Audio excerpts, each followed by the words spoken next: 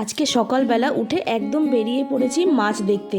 আসল কথা, মাছ কাকু নিয়ে এসছে ফলি মাছ আর হচ্ছে ট্যাংরা মাছ। তা ভাবলাম ফলি মাছ নেব, কিন্তু আমার বরের আর মায়ের বারণে ফলি মাছটা নিতে পারলাম না। তার একটাই কারণ, সেটা হলো প্রচুর কাটা হয়। ছেলেও বলল, মা কাটা কিন্তু খেতে পারবো না, সেই জন্য ফলি মাছটা নিতে পারিনি।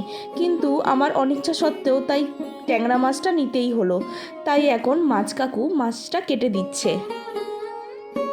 আর এই কাকু না প্রত্যেক দিন তাড়াতাড়িই চলে আসে, মোটামুটি 8:30টার মধ্যে যখন চলে আসে তখন ভাবি হয়তো কাকু আজকে চলে আসবে, আজকে নিতে পারবো। আর যেদিনকে 8:30 বেজে যায়, যেদিনকে না আসে, সেদিনকে হয়ে যায় আমাদের সমস্যা।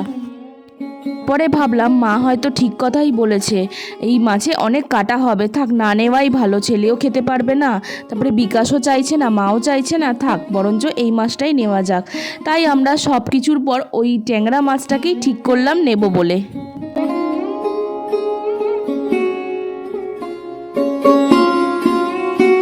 Welcome back to my channel বিনিজ ব্লগে। তোমাদের জন্য আরও একটা ভিডিও নিয়ে এসেছি। আর তোমরা সবাই কেমন আছো? আশা করি ভালো আছো, আর আমিও ভালো আছি। আর এখন থেকে আমি আমার ব্লগটা স্টার্ট করছি।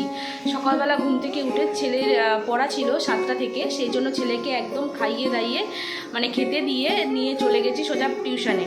এবার টিউশন থেকে দিয়ে তারপরে এখন বাড়িতে এসে সারবো। আর আমার ব্লগটা দেখতে থাকো আর সাথে থেকে। তারপর সোজা তোমাদের নিয়ে চলে এসেছি আমাদের রান্নাঘরে। আর আজকে সকালের টিফিন হচ্ছে লুচি আর হচ্ছে আলু চচ্চড়ি। আর লুচি আলু চচ্চড়ি আমাদের তো ভীষণ প্রিয়। আর আমি চেষ্টা করি লুচিটা বা পরোটাটা সকালের দিকে খাওয়ার, আর রাত্রিবেলা না বেশি রিচটা খাওয়া একদমই পছন্দ করি না। তার উপরে তো গরম পড়ছে। আসলাম একদম রান্নাঘরে। আসল কথা, আজকে আমাদের হচ্ছে নিরামিষ না, আজকে আমিষই খাবো। কিন্তু রান্না করার আগে আমাদের গ্যাসটা পরিষ্কার করে নিতে হয়, কেননা সকালের টিফিন হয়েছে, চারিদিকে আটা, তারপরে হচ্ছে তেল ছড়ানো, আর নোংরা রান্নাঘরে রান্না করতে না খুব বেশি ভালো লাগে না, একদমই ভালো লাগে না। এই জন্য আমরা রান্নাঘর পরিষ্কার করে তারপরে গিয়ে আবার রান্না শুরু করি। আর এখন সেই কাজটাই আমি করে নিচ্ছি।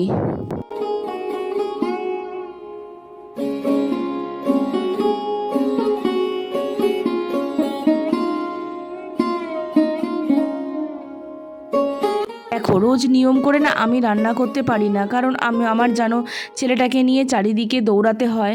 এবার আজকে হয়তো আমি একটু পারবো না, কারণ আমার ছেলের জন্য যেতে হবে আজকে একটু স্কুলে, যেহেতু ওদের গার্জেন মিটিং আছে, সেই জন্য স্কুলে যেতে হবে টাইমে, সেই জন্য মাই আজকে রান্নাটা করবে।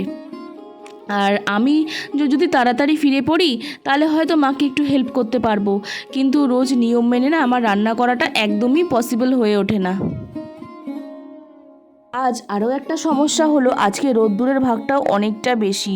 আর যত দিন দিন যাচ্ছে গরম তত বাড়ছে, আর সূর্যি মামা যেন একেবারে মাথার উপরে উঠে আসছে। সবথেকে ভয় ওটা লাগে দিনের বেলা বেরোতে, যে রোদে বেরোতে আরও কষ্ট হবে, কিন্তু বেরোতে তো হবেই, কিছু তো করার নেই।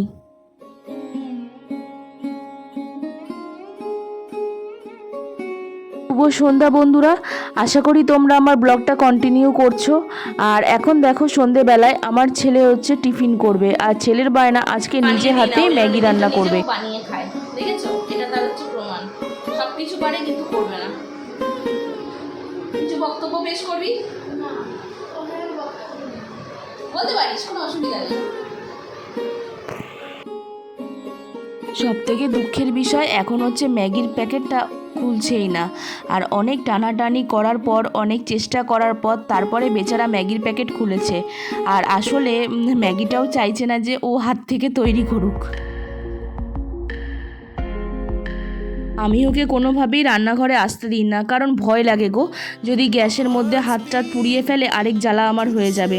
কিন্তু যখন দেখছি ম্যাগি করার জন্য খুব বায়না করে, তখন আমি সামনে দাঁড়িয়ে ম্যাগিটা করে দেওয়ার চেষ্টা করি, মানে ওই করে, আমি একটু সামনে দাঁড়িয়ে থাকার চেষ্টা করি।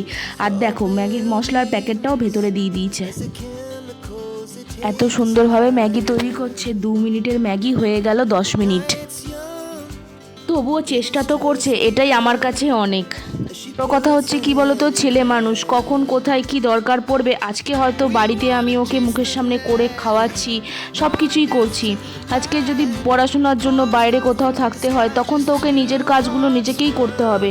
তাই আমি আমি এখন থেকেই না ওকে না একটু একটু করে সব নিজের কাজগুলো নিজেই করানোর চেষ্টা করি। দেখো আমার ছেলের ম্যাগি মোটামুটিভাবে রেডি হতে চললো, আর এখন মশলাটা দিয়েছে, আর একটু ফুটিয়ে নিলেই হয়ে যাবে। আর ছেলে না যখন ম্যাগি খায় না একটু ঝোল ঝোল মতো খায়, কেননা ওর সুপি নুডলসটা বেশি ভালো লাগে। আর আমার আবার যেটা একদম পছন্দ হয় না, মনে হচ্ছে যেন বেশি মানে ইয়ে করলে স্যুপ করলে মানে ম্যাগির টেস্টটাই যেন নষ্ট হয়ে যায়।